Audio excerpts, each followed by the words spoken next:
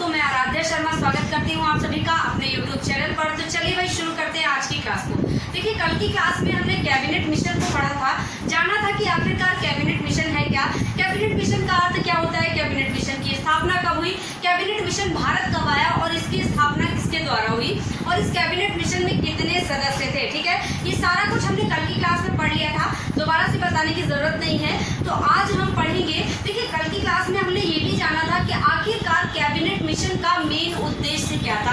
देखिए, cabinet mission का उद्देश्य था भारत में एक संविधान सभा का गठन करना। क्या? भारत में संविधान सभा का गठन करना। ठीक है, अब संविधान सभा गठित होगी तो चुनाव होगा ना, पहले तो संविधान सभा का चुनाव होगा ना। तो चलिए भाई चलते हैं संविधान सभा के चुनाव की ओर। संविधान सभा का चुनाव, संविधान सभा का चुनाव, संविधान सभा का चुनाव। ठीक है, तो भाई आज का जो मेन टॉपिक है वो है संविधान सभा का चुनाव। कल का मेन टॉपिक क्या था? Cabinet mission. और आज का टॉपिक क्या है? संविधान सभा का चुनाव। ठीक है, चलिए भाई, तो देखिए चुनाव, ये चुनाव जो हुआ इसकी पद्धति मतलब प्रणाली कैसी थी, चुनाव प्रणाली कैसी थी। तो चलिए भाई देखते हैं चुनाव प्रणाली या पद्धति कर लीजिएगा। ठीक है, चुनाव प्रणाली या पद्धति, इसी को आप प्रणाली या पद्धति दोनों कह सकते हैं। तो भाई संविधान सभा का जो चुनाव हुआ इसकी पद्धति कैसी थी, प्रणाली कैसी थी, अगर आपसे पूछा जाए तो आप बताएंगे आनुपातिक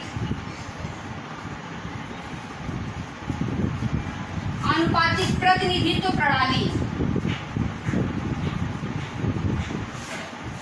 प्रतिनिधित्व प्रणाली, प्रणाली या पद्धति। ठीक है, आनुपातिक प्रतिनिधित्व प्रणाली। देखिए भाई, ये जो पद्धति थी ये आनुपातिक प्रतिनिधित्व प्रणाली। कई सारे बच्चे नाम ही नहीं याद कर पाते हैं, नाम आपको याद रखना है। अगर पेपर में आपसे पूछा जाए कि संविधान सभा का जो चुनाव हुआ था उसकी चुनाव प्रणाली कैसी थी, पद्धति कैसी थी, तो आनुपातिक प्रतिनिधित्व प्रणाली। ठीक है, ये आनुपातिक प्रतिनिधित्व प्रणाली क्या है? देखिए, ये एक तरह से जैसे आप देखते हैं ना, जब हम आगे राष्ट्रपति पढ़ेंगे, उपराष्ट्रपति पढ़ेंगे, तो वहां पर हम आपको बताएंगे कि ये आनुपातिक प्रतिनिधित्व प्रणाली आखिरकार है क्या। ठीक है, ये एक अप्रत्यक्ष चुनाव होता है। ठीक है, जहाँ पर काउंटिंग होती है सदस्यों की। ठीक, तो इस तरह का एक चुनाव होता है जो आगे हम जब एक पूरा का पूरा राष्ट्रपति का टॉपिक पढ़ेंगे वहां पर आपको पूरा क्लियरली बताएंगे। देखिए, इसका प्रोसेस आपसे कभी नहीं पूछता है कि प्रोसेस क्या है, प्रोसेस भी मैं आपको बताऊंगी आगे की क्लासेस में, लेकिन प्रोसेस आपसे पूछता नहीं है। वो जब आप IAS का, PCS का कोई एग्जाम दे जाएंगे तो पूछेगा। ठीक है, चलिए भाई, आनुपातिक प्रतिनिधित्व प्रणाली। चलिए अब देखिए, सबसे पहले तो आप ये जान लीजिए कि चुनाव हुआ कब। तो चुनाव होना कब निर्धारित हुआ? चुनाव होना जुलाई 1946 को निर्धारित हुआ। जुलाई, चुनाव जुलाई 1946 को निर्धारित।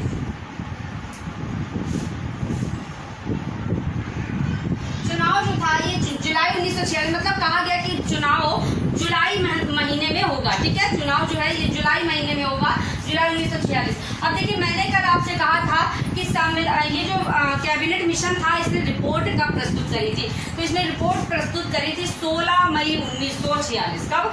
16 मई 1946। मई, जून और जुलाई में चुनाव होना निर्धारित हो गया। ठीक है, जुलाई मतलब कि एक महीने बाद ही चुनाव होना निर्धारित हो गया। चलिए भाई, अब चुनाव होगा तो अब ये आपको पता होना चाहिए कि उस समय पर प्रांत कितने हुआ करते थे और CCA कितने हुआ करते थे। प्रांतों का मतलब क्या होता है? प्रांत मतलब राज्य, जैसे आज हमारे राज्य हैं, और CCA का मतलब क्या हुआ? केंद्र शासित प्रदेश। जैसे आज हमारे हैं वैसे ही उस समय पर CCA थे, चीफ कमिश्नरेट एरियाज। क्या? चीफ कमिश्नरेट क्षेत्र। ठीक है, चलिए भाई यहाँ पर देख लीजिएगा, प्रांत, उस समय पर प्रांत कितने थे? ऐसे ब्रैकेट में लिख लीजिएगा राज्य, क्योंकि कुछ बच्चों को नहीं पता होता है। ठीक है, राज्य, उस समय पर राज्य कितने थे? 11 राज्य थे, मतलब 11 प्रांत थे, आपको पता होना चाहिए। ठीक है, 11 प्रांत थे। ऐसे करके जैसे कि असम प्रांत है, ओडिशा प्रांत है, बंगाल प्रांत है, पंजाब प्रांत है, बम्बई प्रांत है, मध्य प्रांत है, उत्तरी पश्चिमी सीमा प्रांत है, तो ये सारे के सारे मद्रास प्रांत है। ये टोटल करके 11 संयुक्त प्रांत है, जो कि एक बहुत ही बड़ा प्रांत था, ठीक है। असम प्रांत बहुत बड़ा प्रांत था और मद्रास प्रांत तो बहुत बड़ा प्रांत था, ठीक है। तो मतलब कि प्रांत जो है ये 11 थे, ये सारे के सारे काउंट करके 11 प्रांत हुआ करते थे। और देखिए सीसीए, इसी के नीचे लिखिएगा सीसीए। सीसीए का मतलब क्या हो गया? चीफ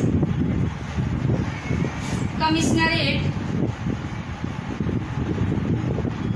कमिश्नरेट क्षेत्र, चीफ कमिश्नरेट क्षेत्र या एरियाज कर लीजिए, ठीक है। चलिए, तो ये कितने थे? मतलब जैसे आज हमारे यूनियन टेरिटरीज है ना, केंद्र शासित प्रदेश, वैसे ही ये हुआ करते थे। ये 4 थे बेटा, कितने थे? 4 थे। अब ये कौन कौन से थे? ये 4 थे, कौन कौन से थे? देखिए, number 1 Delhi, number 2 Ajmer Mewar,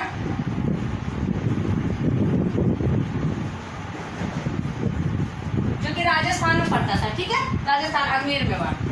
number 3 Coorg, Coorg जो कि कर्नाटक में पड़ता था। नंबर 4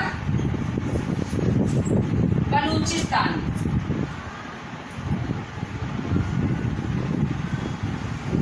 बलूचिस्तान, ठीक है। ये भी एक सीसीए था, एक केंद्र शासित प्रदेश था, जो कि पाकिस्तान में पड़ता था, ठीक है। पाकिस्तान में आप देखते हैं, ये पाकिस्तान ऐसे करके ऐसे, और ये एक कोना से निकला हुआ इधर ही पड़ता था बलूचिस्तान, ये वाला एरिया बलूचिस्तान का था, ठीक है। तो एक ये सीसीए था बलूचिस्तान। ये 4 सीसीए हो गए, कौन कौन से? दिल्ली, अजमेर मेवाड़, कुर्ग और बलूचिस्तान, ठीक। चलिए भाई, तो 11 प्रांत थे, 4 सीसीए थे। अब इन 11 प्रांतों से कितने सदस्य निर्धारित हुए? 11 प्रांतों से कितने सदस्य निर्धारित हुए? तो देखिए यहाँ पर लिखिएगा प्रांतों से सदस्य, प्रांतों से सदस्य। ये चुनाव की प्रक्रिया चल रही है, ठीक है। संविधान सभा का चुनाव चल रहा है। चुनाव की संरचना कैसी थी? अब हम संरचना को जानेंगे। चुनाव की संरचना, तो यहाँ पर चाहे तो आप ऐसे डाल लीजिएगा, इसको हटा दीजिए, आप ऐसे कर लीजिएगा, ठीक। ये चीज आप समझ गए कि चुनाव प्रणाली कैसी थी? आनुपातिक प्रतिनिधित्व प्रणाली थी। चुनाव जुलाई 1946 में होना निर्धारित हुआ। प्रांत कितने थे? 11 थे। और सीसीए कितने थे? 4 थे, ठीक है। देशी रियासतें भी उस समय पर हुआ करती थी। देशी रियासतें जो थी, यहाँ पर ऐसे कर, देशी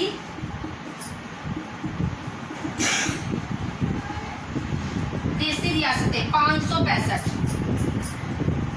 565, ठीक है। देशी रियासतें 565, ठीक। तो अब सारे के सारे से करके कुछ कुछ करके जब चुनाव की संरचना जो तैयार होगी ना, चुनाव के लिए जो एक वोटिंग होगी, वहां से कुछ कुछ करके कितने सदस्य आएंगे, कहाँ से कितने सदस्य आएंगे। तो चलिए इसको देखते हैं।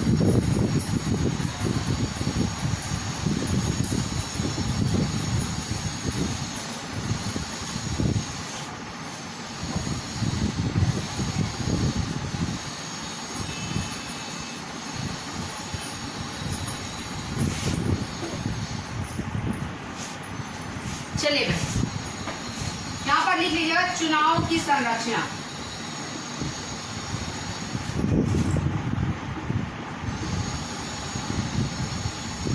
ठीक है। चुनाव की संरचना, भाई कैसे चुनाव हुआ? तो देखिए, आपको अभी मैंने कहा कि उस समय पर प्रांत कितने हुआ करते थे। तो उस समय पर प्रांत 11 थे, थोड़ा सा नीचे से, प्रांत कितने थे? 11, ठीक है। अब इन प्रांतों से सदस्य कितने निकल कर आए? तो यहाँ से सदस्य 292, कितने? 292, ठीक है। चलिए, सीसीए, सीसीए से कितने सदस्य आए? सीसीए से सदस्य आए कितने भाई? 4, क्योंकि सीसीए भी 4 थे और सदस्य भी 4 आए। इधर लिखिएगा ऐसे, 4 सदस्य सीसीए से, ठीक है। इसके बाद देखिए देशी रियासतें, देशी रियासतें, तो देशी रियासतों से कितने सदस्य आए? 93, कितने? 93। टोटल करके सदस्य कितने हो गए? 389। टोटल कीजिए 389, ठीक है। तो मतलब कि टोटल सदस्य कितने संविधान सभा के लिए थे? 389। अब देखिए यहाँ से थोड़ा सा कंफ्यूजन क्रिएट होता है, थोड़ा सा कंफ्यूजन क्रिएट होता है कि किस प्रकार से ये 389 थे और इसके बाद जो है कांग्रेस के 208, मुस्लिम लीग के 73, अन्य दलों के 15 उम्मीदवार निर्वाचित हुए। टोटल करके 296 के लिए चुनाव हुआ था, 296 सदस्यों के लिए, ठीक है। तो अब आप कहेंगे 389 क्या था और वो 296 क्या था। देखिए 296 जो है टोटल चुनाव से मतलब कि निर्वाचन से हुआ था, ठीक है। और कुछ इसमें ऐसे भी नियुक्त किए गए थे, ठीक है, अलग से भी नियुक्त किए गए थे। चलिए तो देखिए ये 389, अब यहाँ पर लिखिएगा जिसमें से कांग्रेस के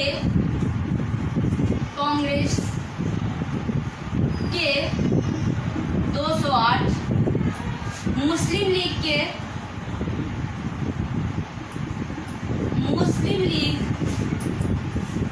73 और अन्य दलों के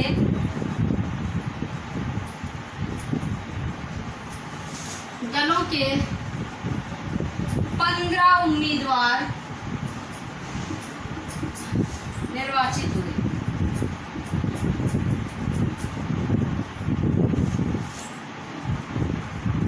ठीक है, कुल 296 सदस्यों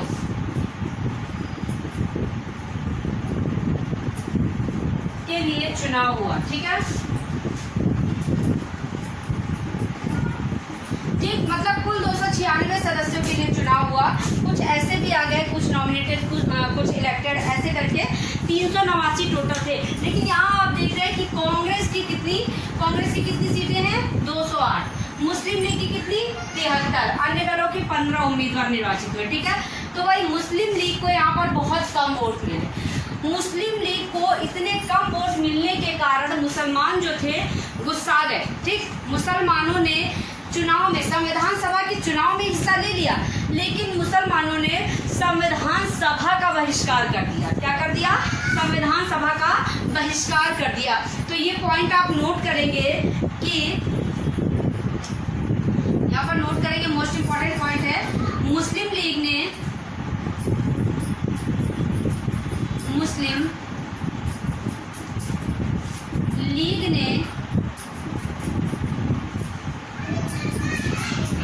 चुनाव में हिस्सा लिया था, चुनाव में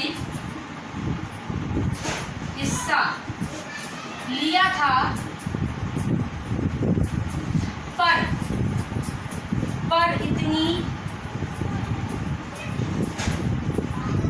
कम सीटें मिलने के कारण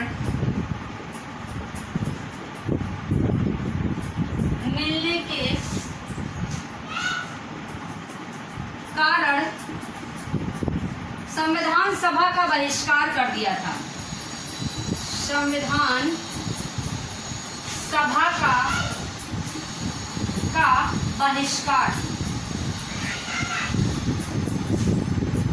कर दिया, ठीक है। तो नोट करेंगे, ठीक है। देखिए भाई, मुस्लिम लीग ने, अगर आपसे पूछा जाए क्या संविधान सभा के चुनाव में मुस्लिम लीग ने हिस्सा लिया था, जी हाँ पर टिक कीजिएगा, ठीक है, क्योंकि चुनाव में तो मुस्लिम लीग ने हिस्सा लिया था। अगर आपसे क्वेश्चन किया जाए कि संविधान सभा में मुस्लिम लीग सम्मिलित हुई थी, जी नहीं, बिल्कुल नहीं, आप नहीं पर टिक करेंगे, क्योंकि देखिए मुस्लिम लीग ने चुनाव में हिस्सा लिया था, चुनाव हो रहा था तब तो मुस्लिम लीग था, ठीक है, लेकिन उन्हें ये नहीं पता था कि हमें इतने कम वोट मिलेंगे, हमारी इतनी कम सीटें निकल कर आएंगी, ठीक है, बिल्कुल। तो उन्हें ये नहीं पता था कि हमारी इतनी कम सीटें निकल कर आएंगी, और जब उन्हें 73 ही सीटें निकली, तब मुस्लिम लीग में गुस्सा उमड़ा। तो मुस्लिम लीग ने क्या किया, संविधान सभा का बहिष्कार कर दिया। चुनाव में तो हिस्सा लिया, लेकिन संविधान सभा में हिस्सा नहीं लिया, संविधान सभा का बहिष्कार कर दिया, ठीक है। ये चीज आई समझ में। देखिए फ्रांस 11 थे, वहां से सदस्य कितने निकले, 292, ठीक है। सीसीए 4 थे, जहां से 4 ही सदस्य थे। देसी रियासतें 565 थी, जिसमें से 93 सदस्य निकल कर आए, टोटल 389 सदस्य, ठीक है। चुनाव कितने सदस्यों के लिए हुआ था, 296, क्योंकि 208 कांग्रेस के, 73 मुस्लिम लीग के और 15 अन्य दलों के उम्मीदवार निर्वाचित थे, टोटल 296, ठीक है। लेकिन संख्या ये है 389, ठीक है। चलिए, मुस्लिम लीग ने चुनाव में तो हिस्सा लिया था, पर इतनी कम सीटें मिलने के कारण मुस्लिम लीग ने ने संविधान सभा का बहिष्कार कर दिया था। ठीक है, चलिए देखिए यहाँ पर यहीं से बंटवारे की शुरुआत होगी। ठीक है, बंटवारे की, देखिए बंटवारे का तो बहुत पहले से चल रहा था। मुस्लिम ये सोच रहे थे कि उन्हें अलग राष्ट्र चाहिए, और देखिए अलग राष्ट्र की मांग चौधरी रहमत अली ने बहुत पहले कर दी थी। मतलब अलग राष्ट्र का नाम बहुत पहले दे दिया था, मांग नहीं, नाम बहुत पहले दे दिया था चौधरी रहमत अली ने। अलग राष्ट्र पाकिस्तान का नाम दिया था। ठीक है, आगे चल करके ये संविधान का मैटर बना, चुनाव हुआ, यहाँ पर इनको कम वोट मिले तो काफ़ी कुछ मुस्लिमों में गुस्सा उमड़ा, और यहाँ से जाकर के आगे चल के अभी होगा भारत का बंटवारा, भारत और पाकिस्तान का बंटवारा, जो कि अभी हम आगे पढ़ेंगे। ठीक है, चलिए देखिए एक चीज और जानिएगा, प्रांतों या देसी रियासतें, देसी रियासतें को उनकी जनसंख्या के अनुपात में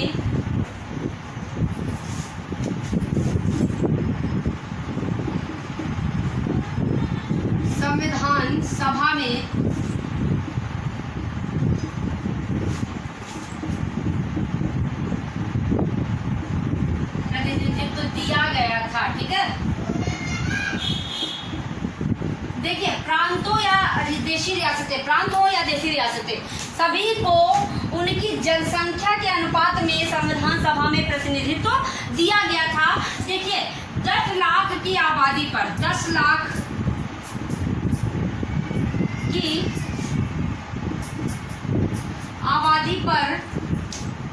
आबादी पर एक स्थान का आवंटन किया गया था, एक स्थान।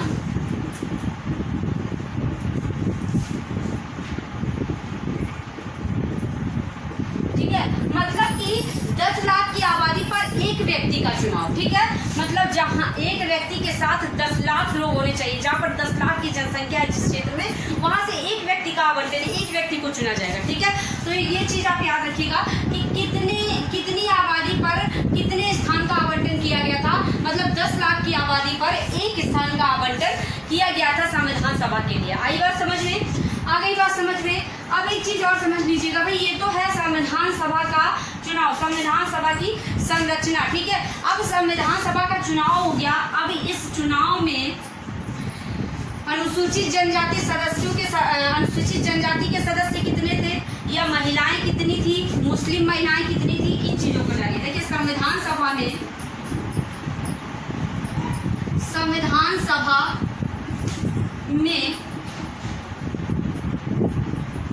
अनुसूचित जनजाति सदस्य, देखिए अनुसूचित जनजाति सदस्यों की संख्या कितनी थी संविधान सभा में? तो 33 थी। ठीक है, मोस्ट इंपॉर्टेंट क्वेश्चन है, आपसे पूछा जाता है पेपर में कि संविधान सभा में अनुसूचित जनजाति सदस्यों की संख्या कितनी थी? तो 33 थी। ठीक है बेटा, अगला नेक्स्ट पॉइंट है संविधान सभा में महिलाओं की संख्या। महिलाएं लिख लीजिए। ठीक है, महिलाएं कितनी महिलाएं थी संविधान सभा में? ज्यादातर लोगों को नहीं पता होता है, गलत सलत टिक करके आ जाते हैं। तो संविधान सभा में 15 महिलाएं थी, कोई 12 टिक कर आते हैं, है ना। संविधान सभा में 15 महिलाएं थी, याद रखेंगे। ठीक है, चलिए भाई, संविधान सभा में एकमात्र मुस्लिम महिला, सभा में एकमात्र मुस्लिम महिला कौन थी? देखिए संविधान सभा में मात्र एक मुस्लिम महिला थी, सिर्फ एक मुस्लिम महिला थी। ठीक है, वो कौन थी? बेगम अय्याज रसूल। बेगम अय्याज रसूल। ठीक है, बेगम अय्याज रसूल कौन थी? बेगम अय्याज रसूल। और ये बेगम अय्याज रसूल किस राज्य से थी? तो बेटा ये पंजाब से थी। कहाँ से? पंजाब। बेगम अय्याज रसूल पंजाब से थी, याद रखेंगे। ठीक है, क्योंकि ये क्वेश्चन पेपर में पूछा हुआ है कि संविधान सभा में एकमात्र मुस्लिम महिला किस राज्य से थी? तो पंजाब से थी। ठीक है, संरचना, संविधान सभा का जो चुनाव हुआ था, संविधान सभा की संरचना, ठीक है, यहाँ लिख लीजिए चुनाव की संरचना या संविधान सभा की संरचना, ठीक है, ऐसे कर लीजिएगा संविधान सभा, ठीक है, संविधान सभा या चुनाव की संरचना। ठीक, चलिए ठीक है बेटा। तो भाई आज तो हमने पढ़ लिया है संविधान सभा का चुनाव और संविधान सभा की संरचना। मेरे ख्याल से सारा कुछ समझ में आ गया होगा। एक क्विक रिवीजन ले लेते हैं छोटा सा जल्दी से। देखिए, हमने जाना कि कैबिनेट मिशन भारत क्यों आया संविधान का गठन करने, तो संविधान सभा का चुनाव होगा। चुनाव की प्रक्रिया या पद्धति या प्रणाली कैसी थी? आनुपातिक प्रतिनिधित्व प्रणाली। प्रांत कितने थे? 11 प्रांतों से लोग कितने निकल कर आए? 292। सीसीए कितने थे? 4, दिल्ली, अजमेर, मेवाड़, कुर्ग और बलूचिस्तान, ठीक है, सीसीए से 4 ही लोग आए। और देसी रियासतें 565, जिससे 93 सदस्य निकल कर आए, ठीक है। प्रांतों या देसी रियासतों को उनकी जनसंख्या के आधार पर यहाँ पर प्रतिनिधित्व दिया गया था। 10 लाख की आबादी पर एक स्थान का आवंटन किया गया था, ठीक है, 10 लाख की आबादी पर एक स्थान। देखिए, कांग्रेस के 208, मुस्लिम लीग के 73 और अन्य दलों के 15 उम्मीदवार निर्वाचित हुए। मुस्लिम लीग को इतनी कम सीटें मिली, इसलिए मुस्लिम लीग ने संविधान सभा के चुनाव में तो हिस्सा लिया था, पर संविधान सभा का बहिष्कार कर दिया था। संविधान सभा की बैठक में हिस्सा नहीं लिया उन्होंने, संविधान सभा का बहिष्कार कर दिया, ठीक है। संविधान सभा में अनुसूचित जनजाति सदस्यों की संख्या 33 थी और संविधान सभा में महिलाओं की संख्या 15 थी। एकमात्र मुस्लिम महिला श्रीमती बेगम अय्याज रसूल, जो कि पंजाब से थी। कहाँ से? पंजाब से, ठीक है। एक चीज और आप याद रखेंगे कि एकमात्र ऐसी रियासत जिसने संविधान सभा में हिस्सा नहीं लिया था, कौन सी रियासत थी? कौन सी रियासत थी? बताइए भाई, कौन सी रियासत थी जिसने संविधान सभा में हिस्सा नहीं लिया था?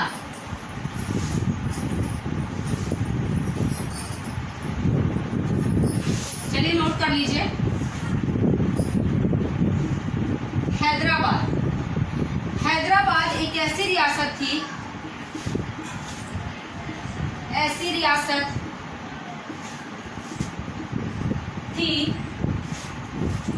जिसके प्रतिनिधि संविधान सभा में सम्मिलित नहीं हुए। संविधान सभा में सम्मिलित नहीं हुए, ठीक है। हैदराबाद एक ऐसी रियासत थी जिसके प्रतिनिधि संविधान सभा में सम्मिलित नहीं हुए। इस चीज को याद रखिएगा, हैदराबाद, क्योंकि हैदराबाद में भी मुसलमानों की संख्या ज्यादा थी, ठीक है। तो चलिए भाई, इसके बाद अब कल हम पढ़ेंगे भारत का विभाजन।